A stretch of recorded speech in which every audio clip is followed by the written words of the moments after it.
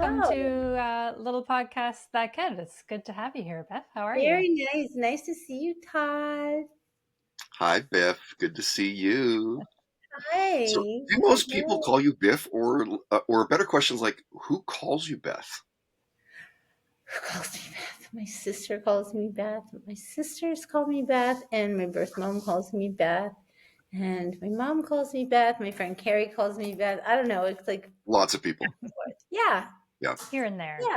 it's Yeah. great to see you. I was saying to Jess that I was going to be talking with you today, and she's like, "Oh my God!" I was like, "When was the last time you talked to her?" And I was like, "I I think when she know. came Yeah, through and did so my podcast, long. like I don't even know when was that, like At your house. 2016 or 17? It's been years." Wow. Yeah, at your house. Yeah. Gosh. Beth, can we just jump into the fact that you're doing amazing things still in music? And I wanted to ask you what inspired you? You released a new record last year called Champion, right? And then, of course, the documentary, which we can talk about in a little bit, coming out this year. What kind of inspired you to jump back into things like this?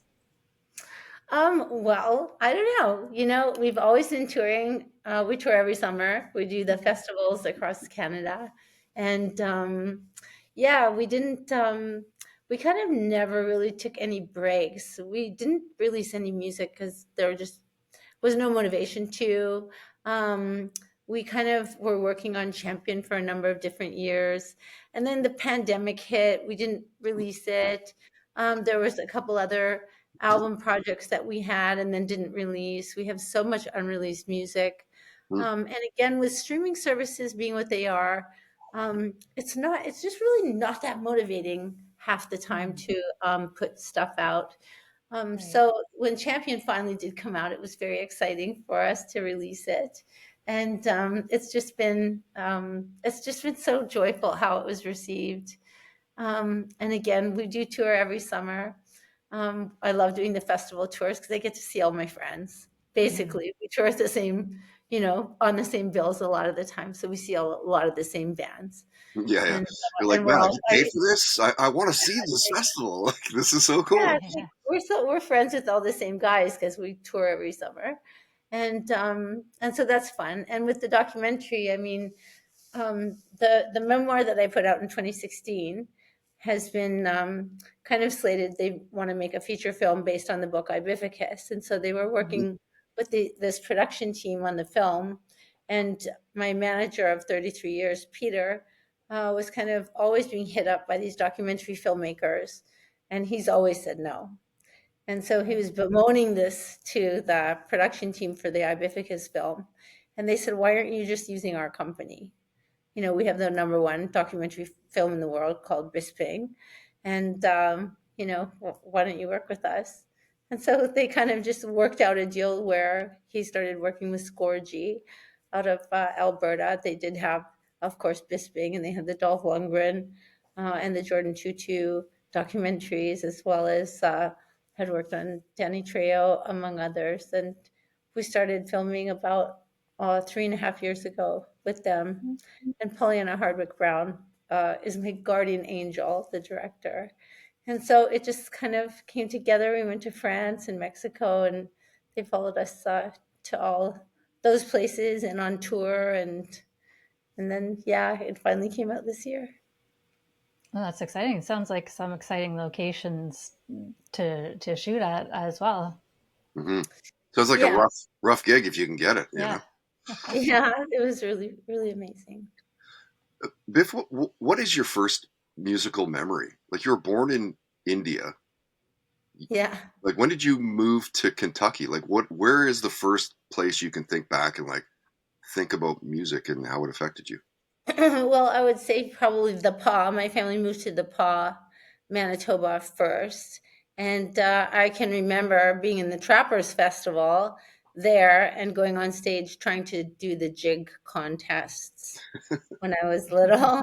I had no business going in them. I was Yeah. probably 7 years old. But we were all in ballet. So I was in ballet classes from the age of probably 3 or 4. So I can remember Tchaikovsky, obviously.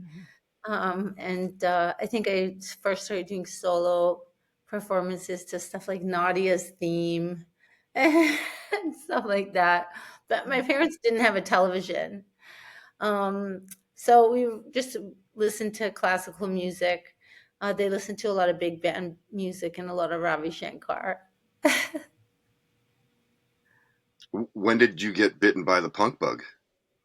I would say when we moved to Kentucky, um, I can't remember, like, because we went to church a lot with my parents. They were really into the church.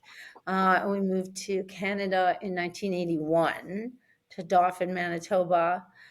So by that time, all the kids were into Iron Maiden. My sister was really into Motley Crue. And we were into like everything that every other kid was into. Van Halen came out, with their record 1984 and stuff like that. By that time, we'd moved to Winnipeg. Twisted Sister, Quiet Riot, all these bands were really popular. And I think the first time I got interested in stuff like punk, it was because of the kids I was hanging around with. They were into stuff that was kind of almost crossover, like thrash. So it was more like stuff like Megadeth, Metallica, DRI was a bit of a crossover band. And then I became aware of Canadian bands because of we were old enough to go to bars. And so we became aware of stuff like DOA, Really? No Yeah. Means No. And then I started playing in a band called Gorilla Gorilla, and then we were opening for those bands. Right. Right. How cool is Yeah. that? And like, what do Yeah. you remember about like the feeling of playing live for people for the first time? Oh, but for me, it was an extension of theater class. It was no different than being on stage for theater. So I kind of looked at it as an exercise, Mm, or good theater experience. I never ever wanted it as a career. I never thought I'd be a singer. I didn't want to be a singer. I had no singing experience. I couldn't sing very well. I had no, you know, dreams of being a vocalist. It was not my idea of what I wanted to do with my life. I wanted to be an actor. That was it. I didn't want to do anything like what I do today. I had Right. no I had no desire to be a singer. Hmm. funny where life And Fell takes you. into it. Yeah, I do fell into you, it. I can't sing very well. Mm. yeah. And do you feel like, so you have crafted a certain image, this image of Bif Naked. How true to yourself is that persona? Um, I don't know. I don't know. I don't know. I think I would still probably have. I mean, I was already getting tattoos and stuff like that, and we were already going to shows. Hmm. I think that I would probably be the same girl if I was a dishwasher and still doing theater classes as Hmm. I am on stage. Probably. I mean, I can't say for sure. I've only done this, I think the first time I was in a band professionally, I was 18. So I Right. have no basis of comparison. I don't have any idea of Right. any, but now I look and go, wow, if I got fired from this job, I have no other training. So I'm kind of like, I don't know. I'd kind of be, I mean, I'd have Right. to be pumping gas at the state, I don't know. And now that's kind of fading away. So I don't know. Yeah. Yeah, I don't know. You've been through a lot of struggles, and the documentary kind of outlines that a bit. And I just asked you a little bit about your persona then, and it seems like maybe that's just authentically you. And so, what do you think is one thing maybe that people misunderstand or don't realize about you as either a performer or as a person? Oh, I think that people probably assume, like for all, um, I guess, rock and roll type of people or tattooed people, they think that, I guess, everyone's kind of tough Right. or gruff or, kind Mm. of rough personality or whatever. But Hmm. I don't know. I think that, you know, I, I'm a hospital volunteer. I think that's how I Yeah. identify more than any other part of my personality. Mhm. And I think I have a pretty sunny disposition rather than anything else. I Mhm. don't know that I don't think I can be very crabby ever. Even if I felt crabby, I could never act crabby no matter what. And I think that that has served me well in life, in my personal life, as far as like when I was sick or not feeling well or anything like that. I think I would be a terrible mom. Um, just like my mom was like, very she was very shy and basically very agreeable. She didn't discipline us, so we walked all over her. Mm. Right. Mm. So that's the Yeah. kind of mom I would probably be. Right. Biff, you talk a lot about challenges that you've overcome in your life, being a cancer survivor, among other things. Can you tell us a bit about how this developed your resilience and how you might encourage others to develop resilience within themselves to overcome challenges like that? Well, I think that everyone has the same ability within them. And I think that we have it from a young age. I mean, if you look at little kids on the playground, for example, I mean, how many kids break their arms on the monkey Mm. bars? Yeah. So many kids, and they just get up and keep playing, and they keep going. It's when we become young adults and adults that we start to develop these kind of, self-imposed barriers many Mm. times, and I think that part of what is incredible is if we can keep a sense of humor. I think that is the number one thing that can serve us if we can stay really pragmatic. Um, People always say, how do you maintain a sense of gratitude? Not me per se, but how does one maintain Mm. a sense of gratitude? And I always go, well, that's easy. You just maintain a sense of gratitude. Like, it's a You just no-brainer. do it. Yeah. That's how. And, people say, well, I can't because I am sad, or I can't because I'm just mad all the time. And it's just like, well, then don't be mad. It's just, to me, it's so easy. Um, but for a lot of people, it's not because it's a habit to not walk out of your Mm-hmm. stinking thinking, basically.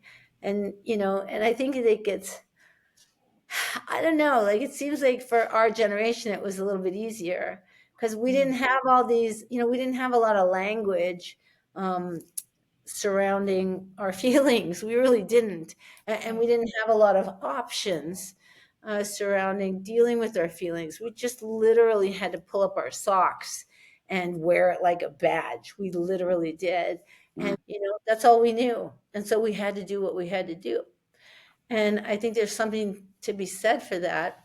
I had one girlfriend who always just looked at me. She'd drag her cigarette and she went, "Wear it like a badge, Biff. Get to work." And I Right. was like, "Yeah, yeah, we got no choice. Like, look at the time. Yeah, look at the time." And that's all we could really do. So, I mean, there's two sides to the coin. I don't think, a lot of those sayings really did help us.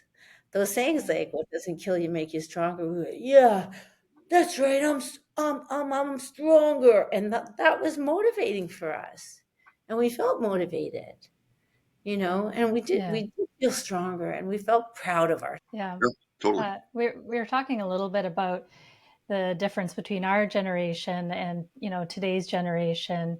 And can you tell us a bit about how do you see the difference as a performer in terms of the audience back in the day versus more recently or now I when you think perform live? Well, for me, I think that my audience has come along with me. I think Mm. that they've grown up with me, and I recognize that as much as I'm 50, my audience is as well. They Right. came with me. We've all kind of grown older together. I have the same audience, the Mm. same fans, Yeah, and that's amazing to me. that And is cool. sometimes I get to a show and I feel overcome with emotion. Like, there's the end scene in my documentary that's from the rickshaw. And I cry when I see it because I know every one of those audience members. It's like 800 people or 600 people in there that crammed into the rickshaw. I shouldn't say 800 because I don't want to get anybody in trouble. It Because might be. they only hold 600 people. But Only the limits, only the limits. yeah, but I mean, and I know all of them because I knew them all when I was 24 also. Right. And it's just like everyone has been through a lot, just like I have. We've all been through a lifetime of shit. Everyone has lost their pets or they've lost their parents or everyone's gone through cancer. Right. Yeah. Everyone's been through a divorce. Everyone, every one of us. And it's just like, it breaks my heart. But at the same time, also, everyone has had kids. Everyone has seen their kids flourish. Hmm. Hopefully, everyone has also, gone on to have these amazing careers, or everyone Yeah. has gone on to have careers and they get to retire now, and their kids are launched, and now they're at the concert and they don't have to go home because they don't have to worry about It's a babysitters, magical time. yeah, or Yeah. whatever. There's everyone's gone through a lifetime, so Do you feel a difference now? I'm sure that being a woman in the industry had its own set of challenges back in the day. Has that changed at all, or do you feel the same challenges, if any, being a woman in the rock and pop industry? I'm sure it's the same in many ways because society is the same. Hmm. Things are the same for sure. I like being the age I'm at now, um, just because I like it. Hmm. I feel, I've always felt, um, like I did my best. I always felt very satisfied because I knew what I was doing. I always felt like I worked really hard at being the best that I could possibly be, working as hard as I could work, being as respectable as I could be. I didn't drink alcohol on purpose, Right. so that I could not, it would never be sloppy. I didn't drink alcohol on purpose so that I wasn't blowing the headliner like I Right. witnessed all the other baby bands do it. Right. That was why. It wasn't because I was like, you know, Hmm. driving a car. It was because I was like, wanted to always be You want to be in control. 100%, Yeah. always. And Yeah. that was like, that for me, that was it. I got drunk on a tablespoon of beer. Yeah. So, and I would talk, I would lose my voice. So it just couldn't happen for me. And that was a very deliberate decision. Plus, all the cool kids that I knew were straight edge. So that was like a no brainer. I was like, that's what I want to be. And it was a benefit to me. It enabled me to have a longevity that I Mm. saw other girl singers were not able to do. Hmm. And I also never wanted to be out of step. And so I still believe that that was the best route for me. And I'm happy and proud of that. Um, and I just think that, I think that it enabled me to be respectable and be respected. And I think that that's carried me, that respect, that badge has always carried me. But now I find, um, being older, there's a bit of a respect that comes with that as almost like an elder. However, just like Hollywood, when you're a woman, being older is different. Hmm. But, Yes. it's good. Yeah. I think that it's really good. Hmm. I know I can relate in a sense because I'm also 50, and so it's like I don't know if you can relate to this, but when there's a transition in kind of like your 40s Hmm. where you decide, or it becomes apparent to you that you've made this switch from this younger woman who has this sort of set of things that people look to, and now you're playing a different role. Do you feel that as well? Yes, I do. Yeah, and it's really, I love it. I Yeah. wouldn't Yeah. I wouldn't go backwards for the world, No. but No. I do feel like I'm at my halfway point. Hmm. I look to, I always say the same thing. I look to women like Tina Turner, Mm. and she didn't start playing stadiums till she was in her 50s. And so I go, okay, Right. that means I'm at my halfway point. So I'm like, okay, buckle up. That's cool. I feel like I'm only mid-career. I'm a Yeah, mid-career artist. So yeah, that makes me happy. for sure. And so, who are some other inspirations of yours that maybe got you interested in music? I know you mentioned a lot of classical, but you said Tina Turner. Who else would you put in that same category as an inspiration for you? Oh, I would have to say for sure Lee Aaron. Hmm. I mean, when Metal Queen came out, I was, still, I don't know, I was in high school or whatever. Lee's not that much older than me. And I see her now in summertime. I see her playing the festivals that we play. And she's just such Totally. a beautiful girl and such a beautiful person. And it's just so much fun to run into her. And she's always positive and happy and funny. And it's Yeah, just, I get such a kick out of seeing her. Same with Sass. Mm. Jordan, I see her all the time. And of course, Jan Arden remains the funniest girl. And period. she just, consistently performing and touring. And, these Canadian girls are just, funny and just touring in Canada is not easy. It's vast. Yeah. Country is vast. And, it's easy for American artists to tour in the States because these cities are close. But I have to always credit Canadian artists because it's not easy. It really Hmm. isn't. And a lot of these artists, they don't have to. They don't. They can just stay at home. But why? If you're passionate about your fans and you love to perform and you love what you do, then you're out there touring and because it's fun and you love it and you just like me, you love to do it and you love performing. So it's fun to see. Yeah, Yeah. Jen Arden's got to be one of the funniest people ever. Like her Yes. storytelling is on par with her songs. I Yes. can't remember who 100%. Mandy and I just talked to recently in the last couple 2-3 weeks, and we kind of mentioned Jan Arden and what a powerhouse she truly is in the Canadian Hmm. scene. Like just incredible. Yes. Yeah, Yeah, absolutely. yeah, Hmm. that's rad. I love that you love her. And Biff, oh, sorry, go ahead, So Todd. go ahead, Maddie.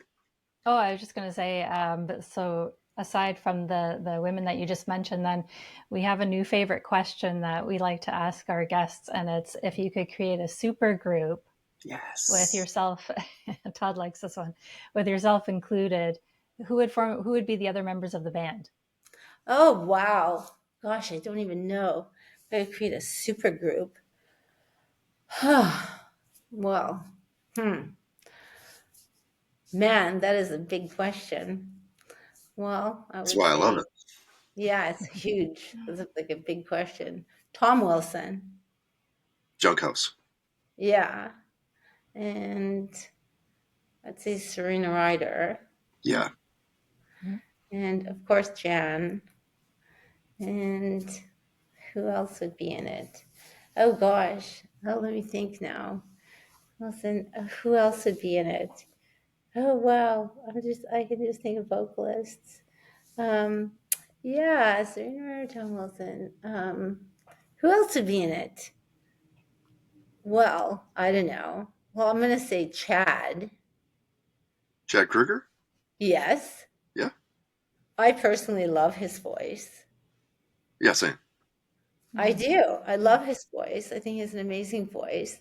Um, I personally love his voice. And I'm going to say, um, who else should be in it, guys? Should it But you need a be? drummer. I think it sounds like. Yeah. Oh, I see. I guess I do need a drummer. Who should be the drummer? Do you think it should be? Do you think? Well, should it be Jeff Burrows? Tea Party. Sure. Yeah, and Yeah. then we have to have his whole band, shouldn't we? This is a Stuart's big like, group. I'll come play. That would be funny. Like, shouldn't it be like a We Are the World? Should we They just are a have, crushing That would band. be fun. Yeah. Yeah. yeah, Yeah. just have everybody. And then we should have like, and then, oh, let's get Danko Jones. Yes. And then Okay. who else do we have? I think we Well, have we should have, Danko. We should have We have Pat's Michael brother. Jones going on this podcast in the new year, I think. Oh, his record is so Oh, good. good. Hey, can I ask you something that's a little bit oddball? Yeah. So, of course, I know your drummer Chico, Yes. and when Vinnie Paul passed away from Pantera, Yes. Chico went down to Vinnie's place, and these were the drumsticks sitting on the snare of Vinnie Paul's. Ah, What's your most cherished like memorabilia over the years? Hmm. Do you have any memorabilia? stuff like Yeah. that you're like, oh, I love it and I keep it? Like of somebody else's? Yeah, that you have of somebody's or of yours or whatever. Memorabilia. Because I love these. That's very cool. Like it warms my heart every time I see them. That's so I nice. love Chico. Oh, You have like a I don't know, a guitar pick that you caught at a show, or do you know what I mean? oh, no. I have an old SNFU t-shirt Oh, nice. that I've had since I was probably 18 that's threadbare. Yeah. But I keep it in one of my old boxes. I have an old anvil case that I've had since I was 18. Oh, cool. Yeah, Well, that that's has the like, one then, for sure. yeah, Yeah. and I keep it in there. Yeah. Mhm. Yeah. Yeah. I guess that's memorabilia. It is. Yeah. Yeah. For I sure. never thought of it as that. If we stay kind of in the vein of music questions here a little bit and memorabilia and all that stuff, what's on your playlist? If we looked inside Apple Music or your Spotify or whatever, Mm. what are you playing these days? Yeah. What are Oh you my listening to? gosh. What was Well, your top five, and how old did they say you were? Spotify apparently telling people that are like 15 that they're 80. Their listening habits are 80 years old. Like what? well, everything on my playlist is like either Turkish. Mm. My favorite artist is Tarkan, who is like a pop star in Turkey. So Interesting. Tarkan, yeah. So I love Tarkan, and I love Rosario, and I love this. I listen to a lot of soundtracks, like Bollywood movie soundtracks. So those have a lot of mixed artists on them. Hmm. There is a project from the Middle East called the Aiden Reichel Project. And what he does, I think he's originally from Tel Aviv, but he puts together lots of different artists that are from like Tunisia and Morocco. And he does all these compilation CDs. Literally, that's on my most repeated. Right. It's all world music. It's called global. Oh, Yeah. that's interesting. I don't listen to a lot of world music. Like it just doesn't occur to me, but now you've inspired me All I to listen give to. it a listen. Yeah, Yeah, definitely. that's mostly what I listen to. If you could cover a song to what would it be? Oh boy, if I could cover a song. Well, recently I was asked to cover a song that I had to learn, which is always hard for me because I have a lot of problems memorizing for some reason. I blame it on migraines, but I had to cover Katrina and the Waves, Oh, Walking on Sunshine. no way. Great Yes, song. I did. Yeah. And originally, I thought I wouldn't enjoy doing that, but in the end, I loved it, and I loved singing it. So now I love the song. So why didn't you think you'd like it? Because of the memorizing the lyrics? Yes, Yeah. I thought it would be hard. Yeah. Yeah. Biff, of course, you know, you and I did morning radio together here in Vancouver Yes. way back in the day. What, if anything, from that time in your life stands out? Like waking up at 4 in the morning, working with a couple jackasses. I loved it. It was fun, right? Oh, I loved it. I loved it so much. I loved it. I loved it so much. I loved reading the news or traffic. I read traffic mostly, Yeah, but I loved it. I loved radio. I thought it was the perfect job. I thought it would be the perfect job for anyone. yeah. How did that come to happen? Just luck. Like they just reached out to you. They were like, "Hey, do you want to come do the morning show with Jeff and Todd?" Yeah, I think Really? so. Yeah, I don't know. It was just lucky. I don't know why. Just lucky. It was just it was amazing. Yeah. I think that they were looking for someone to come on with you guys, and Shake shit up. while they were looking, Yeah. yeah, I Yeah. got the Do you think chance. do you think that radio today is just as important to an up and coming artist as back in the early 2000s? I feel it is, yes. I feel that it is for sure. Because people still, in my opinion, I don't have satellite radio in my car or whatever it is. Same. I don't. I listen Mm. to the radio. And I mean, but I'm older, fuddy duddy. I listen to the news at the top of the hour. Always, I listen to the news at the top of the hour. It's funny how you get when you get older, like the news becomes more and more important in your life, Yeah, right? I Like want to hear it at the always it's top of like the hour, always. And if And I the don't, Weather Network. yeah, that. And it's Always. only like, what's it gonna yeah. do today? Interesting. So you must read a ton then. Do you read a bunch? I do. I have lots of books. And then what I started doing is buying books on my iPad. Oh yeah. Mm. Hmm. Yeah. That's how I read too on the Kindle because I used to be the type of person who said I need a physical book. I never want to, Hmm. read on a tablet. But now it's just, you can have 100 books on just a little thing. You can take it with you. So Yeah, yeah. I do So what are both. you reading lately? Well, I'm pretty square. I used to only read MCATs and medical textbooks. Oh. Right now, I'm reading Arundhati Roy's memoir. Hmm. And then this new book I'm reading, which is under my laptop, is called The Ayurvedic Approach to Cancer, because I still volunteer, of course, in the hospitals. And so I think this book would be better. One of the patients that I visit is South Asian.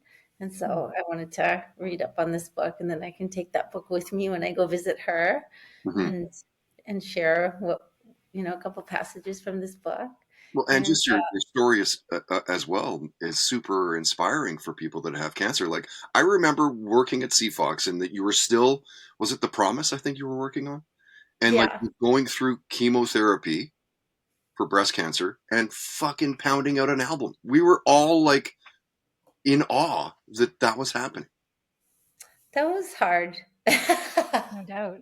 Yeah. Yeah. But yeah, I was younger. Mm, Yeah. I always go, well, I was younger then. I was 37. So I don't right. know if I would do a record now if I was doing chemo now. Yeah. Right. Mm. Yeah, maybe not. Maybe now I would, Yeah. make pizzas or something else. I don't know if I would sing. I don't Maybe know. have a nap or something. Maybe, yeah. Yeah. I'd probably take it easier. Definitely. Biff, before we let you get on with your day today, can you tell us what you've got coming up in terms of new music or shows or anything along those lines? Well, I'm excited to say we do have new music. We always have stuff in the pipelines, Yeah. just kind of primarily because I have so much unreleased stuff that we have always had waiting in the wings. Um, and again, with streaming services being what they are, there isn't a lot of incentive over the years for me to put it out in many Right. ways. Mm. Um, but also, it's I could do it at my own pace, and so always something came up, or we were busy touring, or all these other excuses I always have. So this year, 2026, we've got a lot of things ready to come out. Um, there's a rumor that we might be doing a re-release of Super Beautiful Monster on vinyl. We'll Mm. see. And also, we have some more screenings coming up with the documentary where we're going to be doing acoustic performances with Q&As with the Oh, audience nice. Oh, coming fun. back to the West. That's fun. That's fun. Yeah. Hmm. Biff, thank you so much for joining us today. We really appreciate taking time out to chat with us. Thank you so much. Thank you. It's great to And see you. Great to see your smiling face. It's been too thank long. you. Thanks. Be sure and check us out this summer and be sure and follow um, Doug and Chico, and of course, my manager and and longtime producer, Peter Carroll.